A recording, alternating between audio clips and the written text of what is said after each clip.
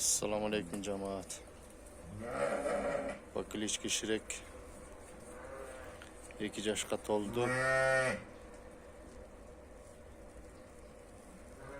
Tush moyun jundori tula boshladi. Qirqish kerak.